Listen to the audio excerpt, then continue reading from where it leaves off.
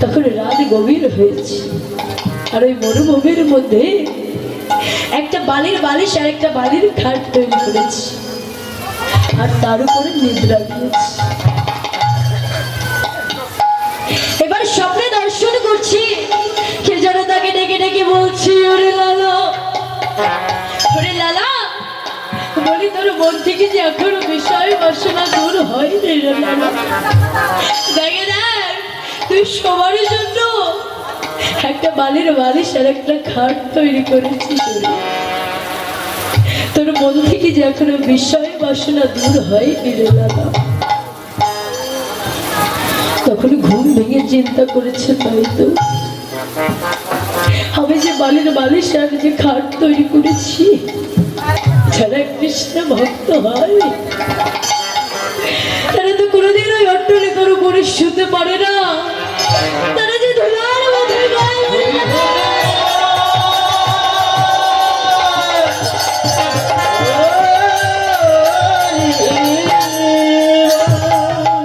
বলছে তারা খাট পালঙ্কে শুতে পারে, তারা যে ধুলার মধ্যে গড়াগড়ি যায়।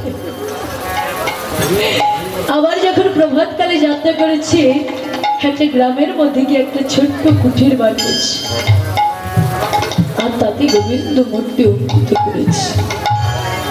আর প্রতিদিন ভিক্ষার ঝুলিতে ভিক্ষা করে এনে 3 বেলা ভগবানকে সেবা দেয় এবং নিজের সেবা করে। আরেকদিন স্বপ্নে দর্শন করছে, কি যেন তাকে ডেকে ডেকে বলছে, ওরে লালা, তোর দিনটা বেশ ভালোই কেটে যাচ্ছে, তুই 3 বেলা নিজের সেবা করছিস, ভগবানকে দিচ্ছিস, বলি তোর দিনটা বেশ ভালোই কেটে যাচ্ছে। এমন ভাবে চললে তো তুই কোনোদিন ভগবানের চরণে লাভ করতে পারবে না। তখন চিন্তা করেছি, তাই তো। তখন বলছে, আজ থেকে আমি কি করব জানো, সে তো একইভাবে নাম গাইতে থাকবো। তা একটা আশ্রমের পাশে গিয়ে একটা বট গাছের নিচে বসে সারাদিন কৃষ্ণ কৃষ্ণ জপ করে যায়। আর ওই মন্দিরের একজন পুরোহিত আছে, সে প্রতিদিন পূজার শেষে লালার জন্য প্রসাদ নিয়ে আসে।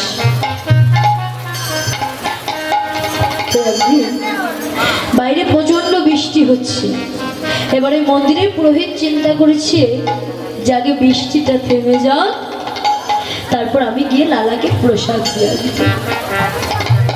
কিন্তু আজ যখন ভগবানের কাছে প্রসাদ নিবেদন করেছে, তখন ভগবানের যেন আমার কেঁদে কেঁদে বলতে চাই, ওরে এই জগতে যদি আমার ভক্ত না সেবা করে, তবে আমি কেমন ভাবে প্রসাদ গ্রহণ করবো। মন্দিরের পুরোহিতের বেশ ধারণ করে হাতে একটা প্রসাদের থালা নিয়ে লালার কাছে এসে ডেকে ডেকে বলছে, ওরে লালা, এই দেখ আমি তোর জন্য প্রসাদ নিয়ে এসেছি, একবার তুই প্রসাদ গ্রহণ কর। তখন নিজ হাত দিয়ে লালার মুখে প্রসাদ তুলে দিচ্ছে। এবার যখন খাওয়া সেরে আবার ওই গৃহে ফিরে গেছে, ওই মন্দিরে ফিরে চলে গেছে। তখন ওই মন্দিরের পুরোহিত চিন্তা করেছে, আচ্ছা বাইরে তো বৃষ্টিটা থেমে গেছে, এবার বরং আমি গিয়ে লালাকে প্রসাদ দিয়ে আসি। তো যখন ওই প্রসাদের থালা নিয়ে লালার কাছে এসেছি, বলছি, ওরে লালা, এই দেখ দেখ আমি তোর জন্য প্রসাদ নিয়ে এসেছি। বলছি, তুমি কি বলছো, তুমি কি পাগল হয়ে গেলে নাকি? কেবলই তো তুমি এসে আমাকে নিজ হাতে প্রসাদে খাইয়ে দিয়ে গেলে, বলি তুমি আবার প্রসাদ নিয়ে এসেছো, তুমি কি পাগল হলে?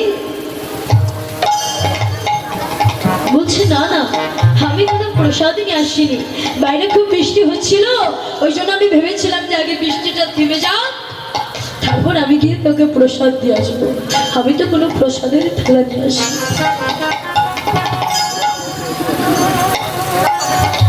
তখন ওই পুরোহিত ডেকে ডেকে বলছে, ওরে লালা, ওরে লালা, ওরে লালা, ওরে লালা, তুই যে এত কাছে পেয়েও তুই গোবিন্দকে চিনতে পারলি না রে লালা।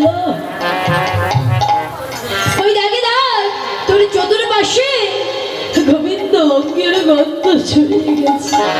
আরে এত কাছে পেয়েও তুই ভগবানকে ধরতে পারলি না, তাকে হারিয়ে ফেললি রে লালা। তখন লালা গোবিন্দের কাছে কেঁদে কেঁদে বলছো, তুমি এসেছিলে প্রভু, তুমি আমার কাছে ঠিকই এসেছিলে, কিন্তু আমি তোমাকে ধরতে পারি। ওগো প্রভু, এবারটা তুমি একা এসেছিলে, আমি তোমাকে ধরতে পারিনি, কিন্তু এখন আমি কি করবো জানো? এখন আমি সব খাওয়া দাওয়া বাদ দিই, শুধু একইভাবে কৃষ্ণ নাম গাইতে থাকি। এবারটা তুমি একা এসেছিলে, আমি তোমাকে ধরতে পারিনি, কিন্তু এবার যদি তোমরা যুগল হয়ে আমাকে দর্শনে না দাও, আমি কোনোদিনও জলও পান করব। তাই যখন একইভাবে কৃষ্ণ কৃষ্ণ বলে যাচ্ছি, তখন কি আমার আর ভগবানের রাজ্যে থাকিতে পারে? যুগল হয়ে লালার সামনে এসে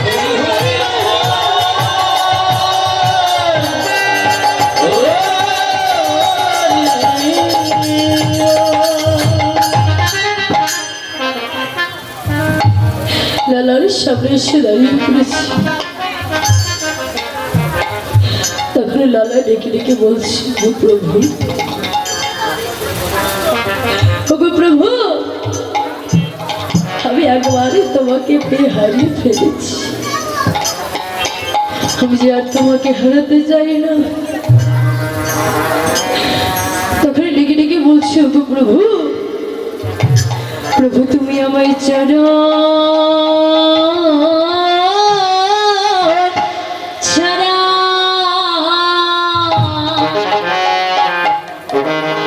চরণ ছাড়া করো না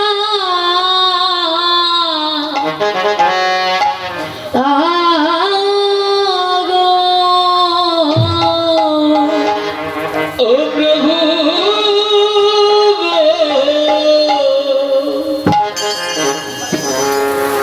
তুমি আমায় চরণ ছাড়া, চরণ ছাড়া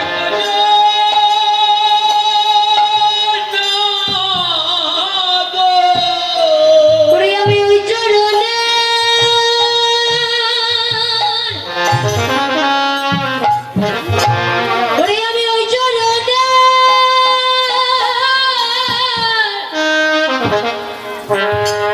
আমি হব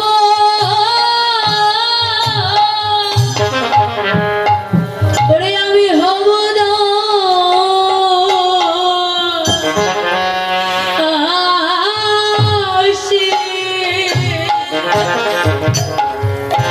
প্রভু তোমার চরণ ছাড়া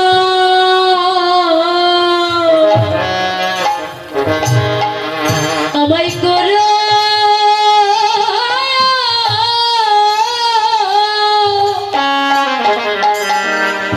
আমায় করো না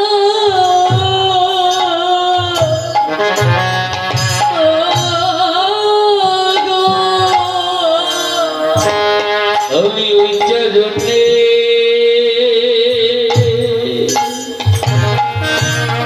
আমি ওই চরণে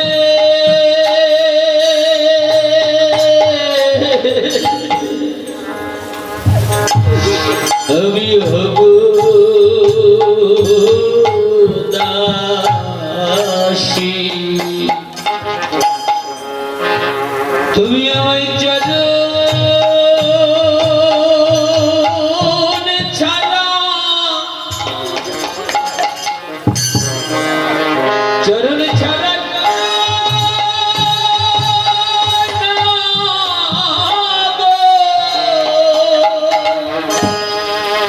তুমি আমি ওই চরণে, তুমি ওই চরণে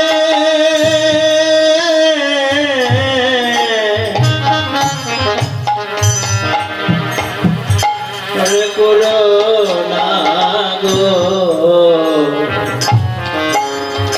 তবু তুমি আমায় চলো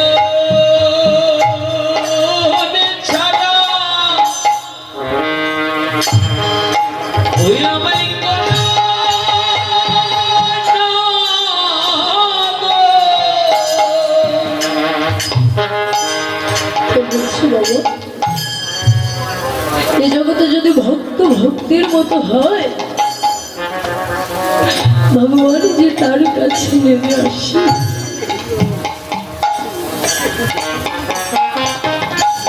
তাই বলছি জগতে যদি ভক্ত ভক্তের মতো হয়, তাহলে ভগবান কি আমার নয় সে আর থাকতে পারে? তাই বলছি প্রেম ভক্তি বিশ্বাস নিয়ে যদি ওই গৌরকে স্মরণ করা যায়, ভগবানকে স্মরণ করা যায়, তাহলে কিন্তু বাবা এই জগতে ভগবান প্রাপ্তি হয়। তাই যে বলছে আরে খেলাই বিনোদ খেলা গোরা বন মনে,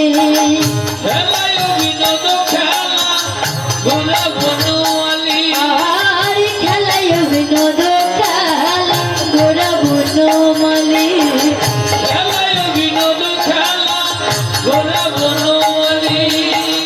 তুমি নির্ভর করে নদিয়া নদী,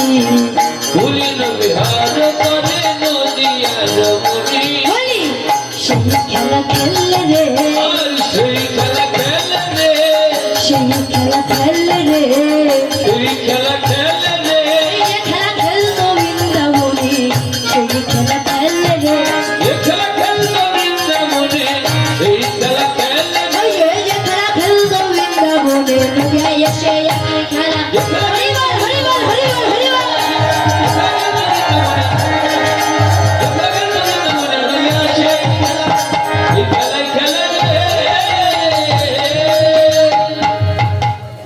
তাই বলছে খেলাই অভিনদ খেলা গোরা বনমালী, ফুলিনে বিহার করে নদিয়ার নগরী। তা বাবা এই যে বিনোদের খেলা খেলছে, ও বাবারা ও মায়েরা, বলে আমরা তো ছোটবেলায় কত খেলাই না খেলেছি, বৌছি কানামাছি হাডুডু কুতকুতি ইত্যাদি ইত্যাদি কত খেলাই না খেলেছি, কিন্তু এই বিনোদে খেলাই নতুন খেলাটা কি কখনো খেলেছি? এই যে হরিনামের খেলা, হরিনামে না আছে দুঃখ, না আছে কষ্ট, না আছে বেদনা, না আছে হার আর না আছে জিদ, তাহলে কি আছে বাবা? শুধুই আনন্দ। তাই আজ এই হরিনামের খেলা খেলছে। তাই বলছে এই হরিনামটা কোথায় ছিল? এই হরিনামটা ছিল সে রাধারানীর খাজ ভান্ডারে। সেখান থেকে কিন্তু বাবা এই হরিনামের জগৎ মাঝারে বিলিয়ে দেওয়া হয়েছে। তো কে বিলিয়ে দিয়েছে? এ বলছে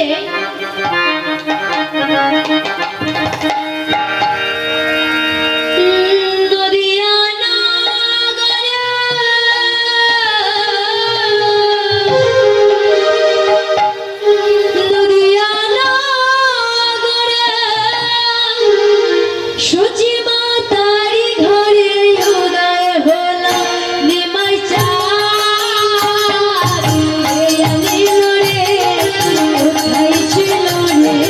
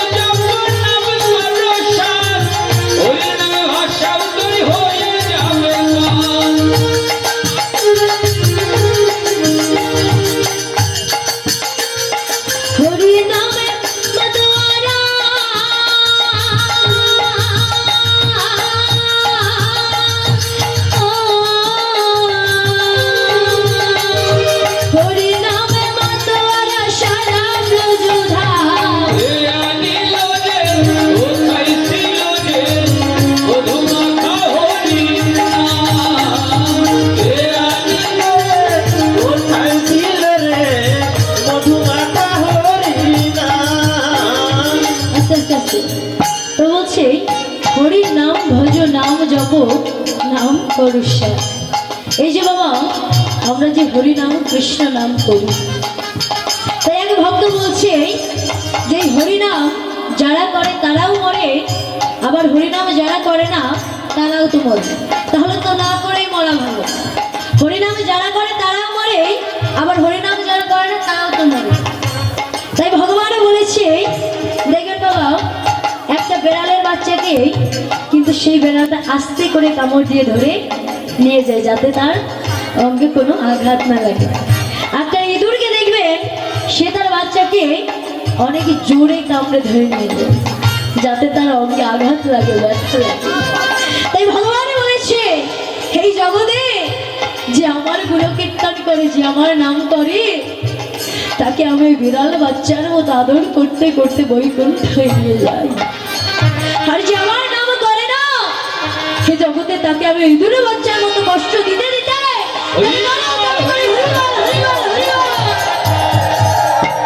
তাই বলছে এই যে হরিনাম, এই হরিনামের তো একটা মাহাত্ম্য আছে।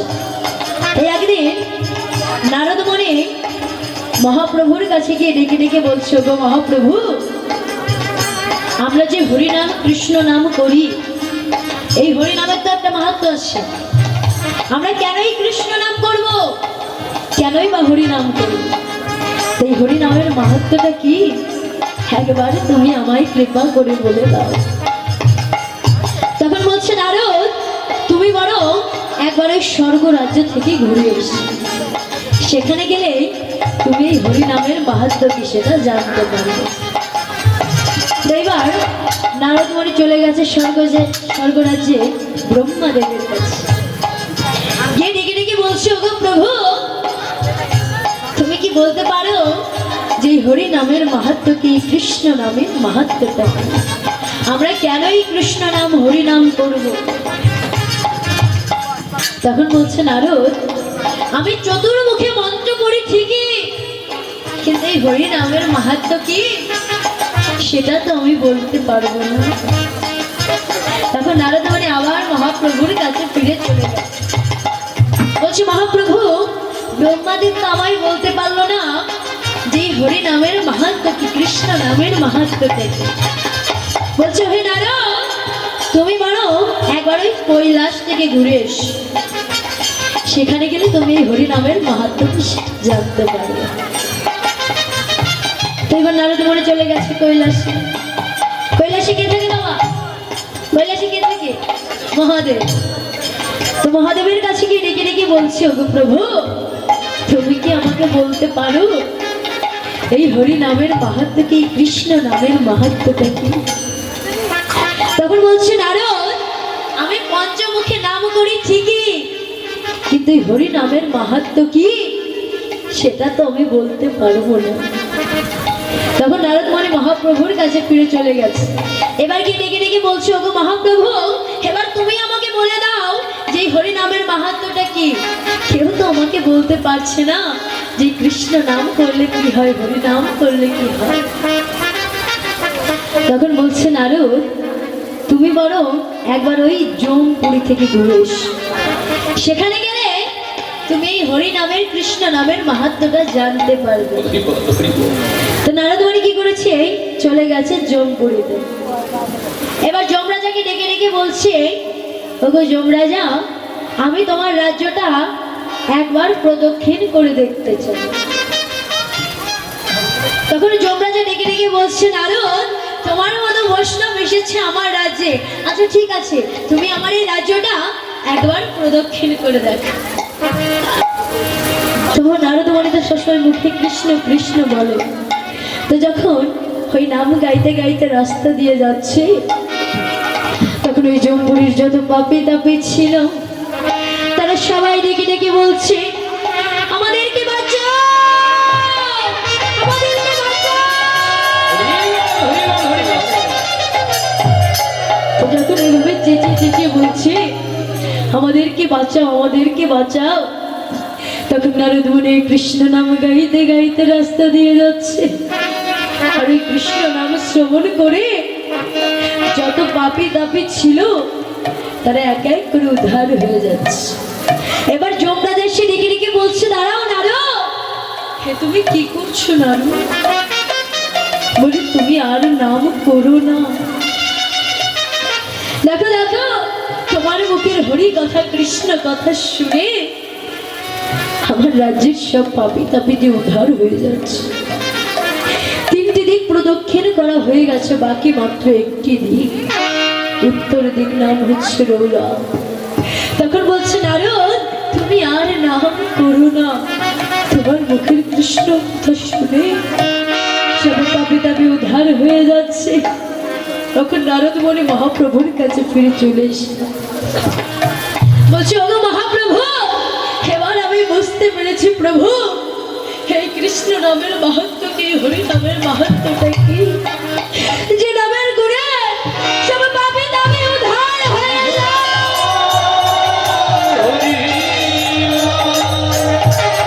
তাই তো ডেকে বলছে, হরির নামে ভজ নাম জপ নাম করো সার, হরি নামে ভাষাও তুই হয়ে যাব কার। হরির নামে ভজ নাম জপ নাম করো সার, হরি নামে ভাষাও তুই হয়ে যাবে কার।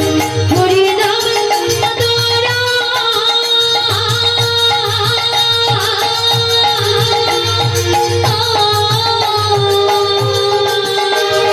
হরি নামে মাতারা সারাঙ্গ জপা। এ আনিল রে কোথায় ছিল রে মধু মাখা হরি নাম, এ আনিল রে কোথায় ছিল রে মধু মাখা হরি নাম। কত পাপি তাপি করে গেল এই হরির নামে, কেবল হরি নামে জপে। কত পাপি তাপি করে গেল এই হরির নামে, কেবল হরির নাম শ্রবণ করো কানে। কত পাপি তাপি উদ্ধারিল এই হরির নামে, কেবল হরি নামে শ্রবণ করো কানে। কত পাপি তাপি করে গেল এই হরির নামে, কেবল হরির নাম শ্রবণ করো কানে। হরি নামে আছে সুধা,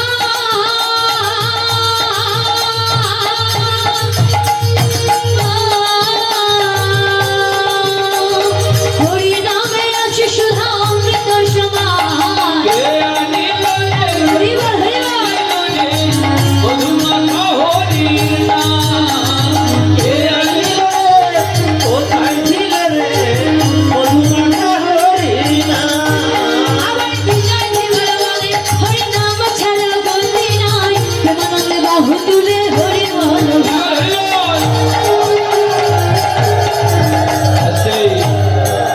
বিজয় দিবার বলছে, বাবা হরি নাম ছাড়া গতি নাই, প্রেমানন্দে বাহু তুলে হরি বলো ভাই। বাহু দুইটা উচ্চ করবেন, নামাবেন না কেউ। হরি বল সবাই মিলে উপর দিয়ে করতালি দিবেন একসঙ্গে। আমার বিজয় দিবার বলছে, হরির নাম ছাড়া গতি নাই, প্রেমানন্দে বাহু তুলে হরি বলো ভাই। আমার বিজয় দিবার বলে হরি নাম ছাড়া গতি নাই, প্রেমানন্দে বাহু তুলে হরি বল ভাই। আমার বিজয় দিবার বলছে, হরির নাম ছাড়া গতি নাই, প্রেমানন্দে বাহু তুলে হরি বলো ভাই। হরি নামের জালে ডুব দিলে,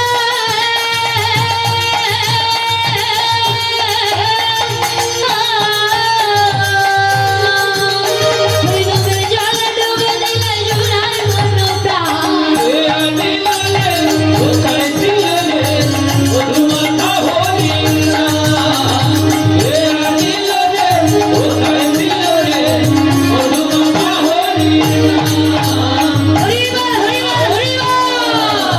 মধু মাখা হরির নাম। তাই আজ এই বিনোদে খেলা খেলতে খেলতে যখন আর বেলি অবসান হলো, গৃহেতে চললাম। বেলি অবসান হলো, গৃহেতে চলিল। আর বেলি অবসান হলো, গৃহেতে চললাম। বেলি অবসান হলো, গৃহেতে চলিল। জননী চরণে আসি প্রণাম করিল, জননী চরণে আসি প্রণাম করিল, জননী চরণে আসি প্রণাম করিল। এলাম মা এলাম মা, আর এলাম মা, এলাম মা, এলাম মা এলাম মা,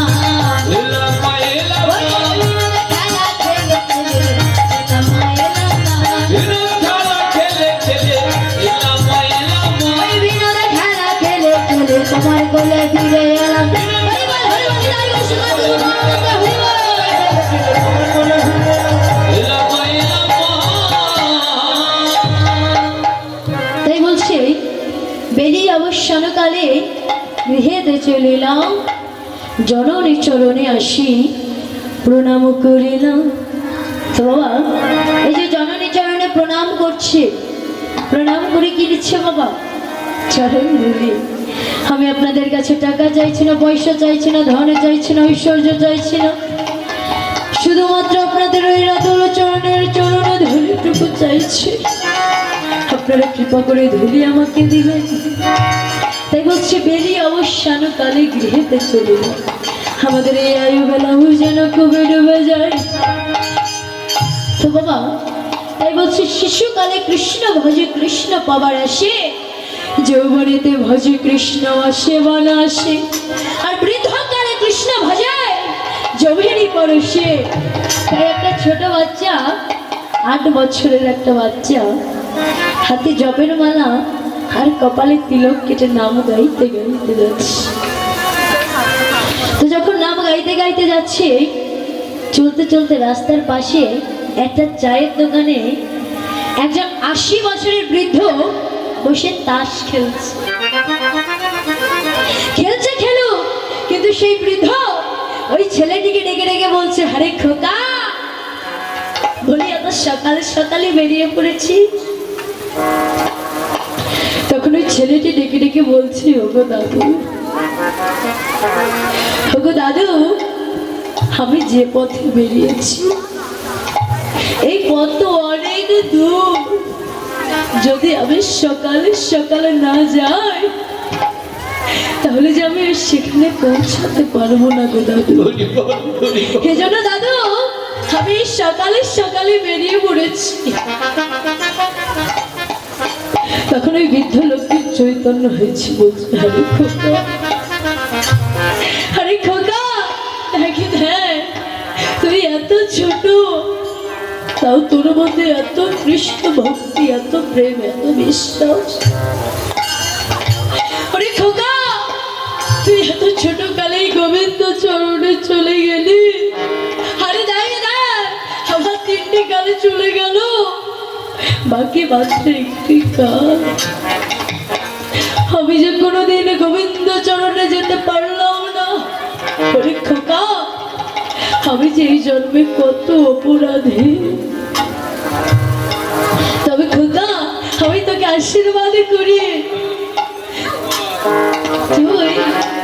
তুই গোবিন্দ চরণ অবশ্যই পাবি, তুই গোবিন্দের সাথে অবশ্যই দেখা করতে পারবি। কিন্তু খোকা রে, যেদিন তোর গোবিন্দের সাথে দেখা হবে, তুই গোবিন্দকে ডেকে ডেকে বলিস, ওগো প্রভু, রাস্তায় আমার একটা দাদুর সঙ্গে দেখা হয়েছিল, সে বিদায় কালে ওই পরে তোমার দর্শন প্রার্থনা করেছি। বলছি, ওগো দাদু, তুমি একবার আমায় আশীর্বাদ করে দাও দাদু, আমার যদি ভগবানের সাথে দেখা হয়, আমি তাকে গিয়ে বলবো যে রাস্তায় আমার একটা দাদুর সাথে দেখা হয়েছে। সেই বিদায় কালে তোমার স্ত্রী চরণ আশ্রয় করার মিনতি জানিয়েছি। যখন ছেলেটি চলে যাচ্ছি, তখন ওই বৃদ্ধ লোকটি ডেকে ডেকে বলছে, ওরে খোকা, ওরে খোকা, তুই তো যাবি গোবিন্দ দর্শনে, তাহলে চরণে আমার শেষের একটি বিরত জানিয়ে যা।